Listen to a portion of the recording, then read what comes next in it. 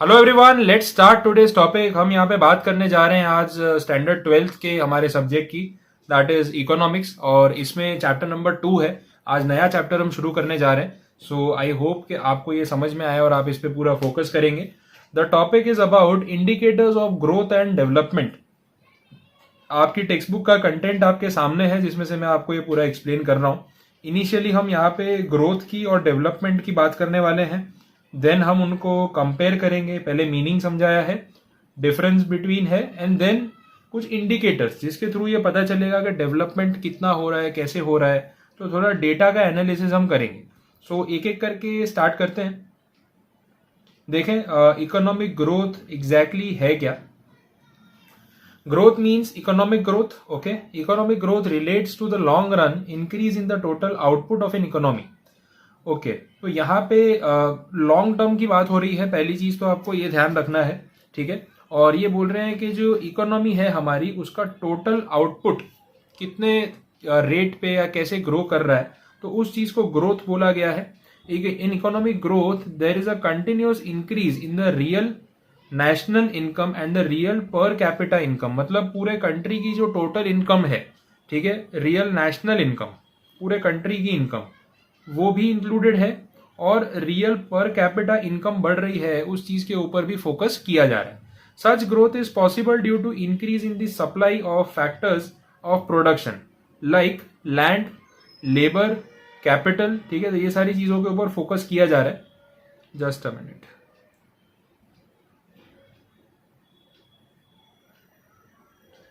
हाँ, अब ये सब चीजें, नेशनल इनकम, पर कैपिटा इनकम, ये ऐसे बैठे बैठे नहीं बढ़ जाएगी। जमीन है, पैसा है, लेबर है, लोगों की बिजनेस करने की एबिलिटी है, ठीक है, और उनकी जो प्रोडक्टिविटी है, अगर ये सब अवेलेबल होगी तो ही हम बोल सकते हैं कि इकोनॉमिक ग्रोथ हो सकता है। Otherwise it is not possible. इसके बाद बोला है, in short it can be said that the supply of factors of production, their availability, productivity and efficiency tend to increase, leading to a continuous increase in the real national income and the real per capita income। मतलब in short ऐसा बोला है कि अगर आप ये सारी चीजें सप्लाई करोगे तो अपने आप कहीं ना कहीं आपको नेशनल इनकम में और पर कैपिटा इनकम में ग्रोथ देखने को मिलेगा, ठीक है। Thus the economic growth is a quantitative change. Economic growth shows the increase in the output, the gross national output, through which a countries economic status is depicted. मतलब जैसे output का मतलब क्या हो गया, the production, the supply which is created. तो India की हर एक इंडस्ट्री में, हर एक फैक्ट्री में जितना भी गुड्स बन रहा है, उसमें से जितना भी एक्सपोर्ट हो रहा है, जितना लोकल में यूज हो रहा है, तो that output is counted, it is added up, and then पता चलता है कि हमारे कंट्री ने इस साल कितना प्रोडक्शन किया। जैसे एग्रीकल्चर में नहीं होता है कि इतने लैक्स ऑफ टन या इतने मिलियन टन्स या ऐसा हमने इतना वीट ग्रो किया, इतना शुगर ग्रो किया, इतना पैडी, इतना राइस ग्रो किया, तो वहां से प्रोडक्टिविटी पता चलती है, आउटपुट पता चलता है। वैसे ही अदर इंडस्ट्रीज का भी, या सारी इंडस्ट्रीज का टोटल होता है, और एग्रीकल्चर उसमें एक मेजर पार्ट है, वो तो हम देख ही रहे हैं। आगे देखें, it also helps in a comparative evaluation of the economies of two countries. दो देशों का कंपेरिजन करना हो, कौन आगे कौन पीछे, तो कहीं ना कहीं ऐसे डेटा एनालिसिस हेल्पफुल होते हैं, ठीक है। अब अगर हम डेफिनेशन की बात करें तो डेफिनेशन में कुछ नया नहीं होता है, जो अभी हम बात कर रहे थे वही मिलेगा आपको। किसने कौन सी डेफिनेशन दी है वो यहाँ पे आपके सामने लिखी है, क्योंकि मीनिंग में कुछ नया नहीं है, मैं भी उसको रिपीट नहीं कर रहा हूं, आप एक बार पढ़ सकते हैं।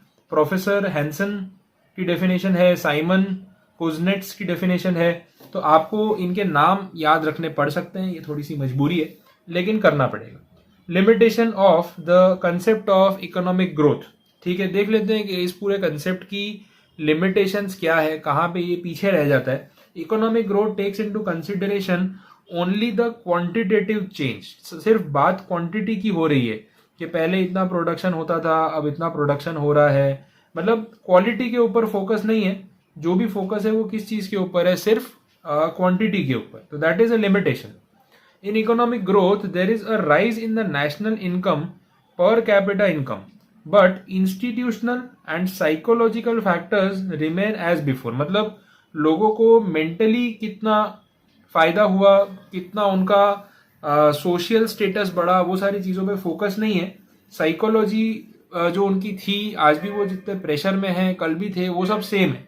फर्क सिर्फ इतना है कि उनकी इनकम बढ़ गई है, उनका मतलब पूरे कंट्री की नेशनल इनकम, मतलब हर किसी की इनकम को जोड़ दिया जाए तो जो एक सम क्रिएट होगा वो बढ़ गया है, लेकिन बाकी सब चीजें वहीं की वहीं है। Concept of economic growth is narrow and depicts only the rise in the rate and extent of output. The concept of economic growth is not of much use in understanding the welfare of the people. मतलब लोग mentally खुश है या नहीं, उनकी mental health के ऊपर कितना पॉजिटिव इम्पैक्ट पड़ रहा है, ये सारी चीजें इसमें नहीं कवर अप होती है। यहाँ सिर्फ नंबर गेम होता है, क्वांटिटी के ऊपर फोकस होता है, ठीक है। तो ये एक पार्ट था which is called economic growth. वैसे ही हम बात करेंगे इकोनॉमिक डेवलपमेंट की, तो ये भी देख लेते हैं। We need to understand as to what economic development actually means when economics of Asia, Africa, Latin America have become proactive in achieving economic development. अभी हम ग्रोथ की बात कर रहे थे, अब हम डेवलपमेंट की बात करेंगे। आगे हमें इन दोनों को कंपेयर करना है, ठीक है। Development is a process which is continuous to achieve wellbeing. The term development has a very wide meaning which includes growth, welfare and economic progress. Okay, अच्छा ये, हाँ, तो ये सब चीजें जरूरी हैं। तो इकोनॉमिक ग्रोथ, वेलफेयर और प्रोग्रेस को मिला के डेवलपमेंट होता है। तो अगर हम ऊपर का टर्म और ये टर्म कंपेयर करें तो ये पता चलता है कि development is a wider term. इसके अंदर बहुत सारी छोटी छोटी चीजें हैं जिनको मिला के हम बोल सकते हैं कि हमारी इकोनॉमी डेवलप हुई है। तो उसमें ग्रोथ एक फैक्टर है और डेवलपमेंट उसका एक एंड रिजल्ट है, ऐसा हम बोल सकते हैं। ग्रोथ के साथ वेलफेयर और प्रोग्रेस भी जुड़ जाते हैं, तब जाके डेवलपमेंट होता है, ऐसा हम बोल सकते हैं। Even in the development there is an increase in the real national income and पर capita income, but economic development is not just about the quantitative changes. तो ये वो जो लिमिटेशन थी ना ऊपर, उसको ओवरकम कर रहा है, but also about the qualitative changes. Development is different from growth, it is a multi dimensional process. मतलब अलग अलग डायमेंशंस, अलग अलग चीजों को ये एक साथ अप्रोच करने की कोशिश करता है। यहाँ पे सिर्फ बात जो है क्वांटिटेटिव डेटा की नहीं हो रही है, यहाँ लोगों के वेलफेयर की भी बात हो रही है, उनकी प्रोग्रेस के ऊपर भी ध्यान दिया जा रहा है, ठीक है। जैसे फार्मर्स की कितनी इनकम बढ़ी, उनका लाइफस्टाइल कितना सुधरा, उनकी प्रॉब्लम्स कितनी सॉर्ट आउट हुई, वो सारी चीजों पे भी फोकस होगा। The process of development, economic and social structure of the economy changes. Along with the economic progress, the progress takes place in the society too. Generally, the structure of the national income also undergoes a change. The contribution of agriculture as a percentage of the total national income decreases. हाँ, development में ये बोलते हैं कि agriculture पे हमारा जो over dependence है, अगर वो कम हो जाए तो हम बोल सकते हैं कि कहीं ना कहीं डेवलपमेंट हुआ है, क्योंकि सर्विस सेक्टर, मैन्युफैक्चर इंडस्ट्रीज का भी शेयर बढ़ा है, ठीक है। The contribution of the industry and service sector increases. The disguised unemployment in the agriculture sector gets employment in other sectors. Disguised unemployment एक बहुत ही इंटरेस्टिंग कंसेप्ट है।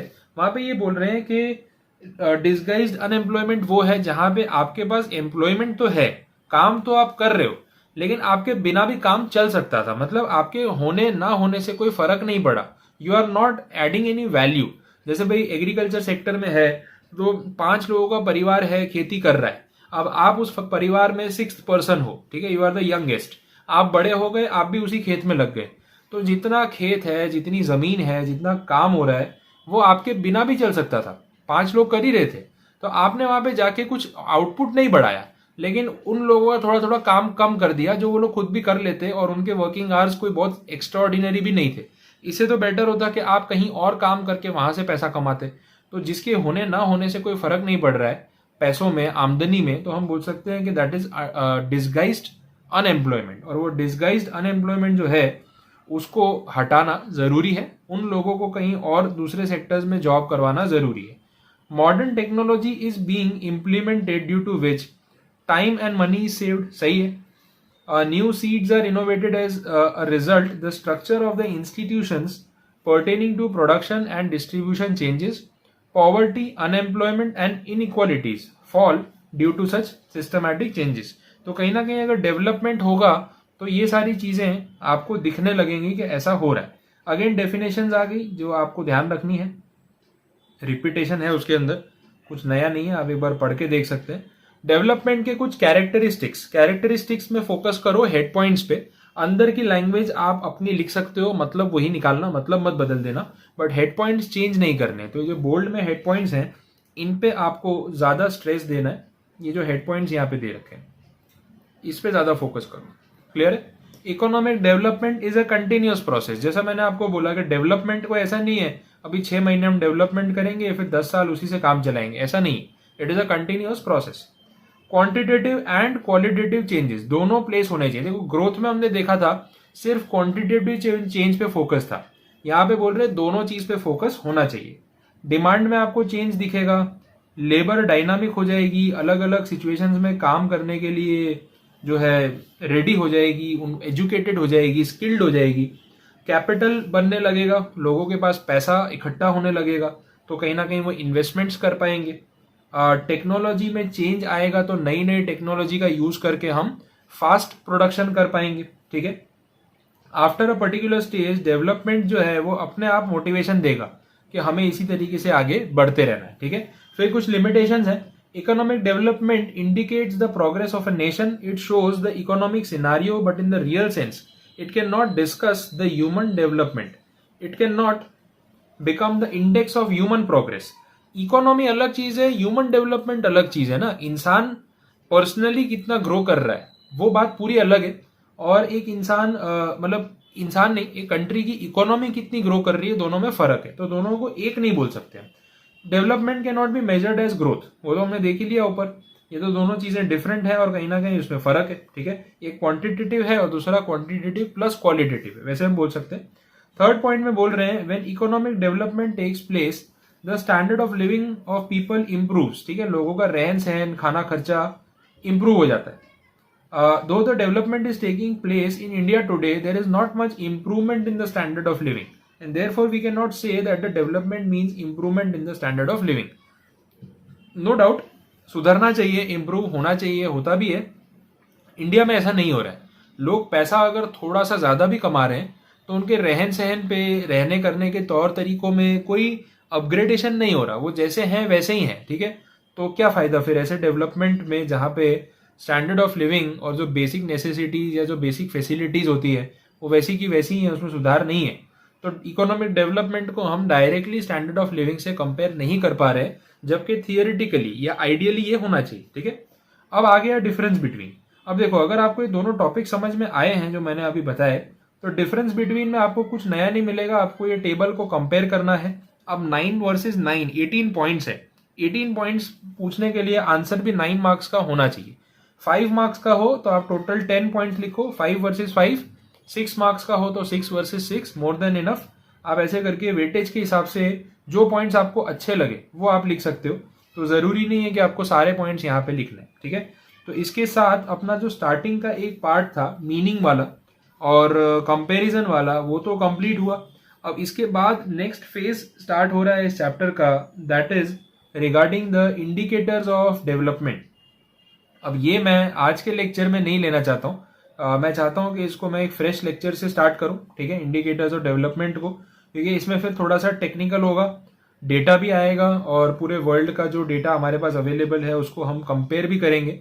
तो इंटरेस्टिंग है, बट एक सेगमेंट अलग है, तो हम इसको मिक्सअप नहीं करते। आप इसको, इस लेक्चर को जो मैंने अभी बताया, आप एक इंट्रोडक्शन की तरह मान के चलो, एंड देन आगे हम फैक्टर्स या जो टॉपिक्स हैं उसको एड ऑन करते जाएंगे और सेगमेंट वाइज कवर करते जाएंगे। क्लियर है? तो बस आज के लेक्चर में इतना रखते हैं, कल आगे इसको कंटिन्यू करेंगे। तब तक आप पढ़ के रखो, कोई क्वेरी है तो आप पूछ सकते हो। ठीक है? Thank you so much, all the best.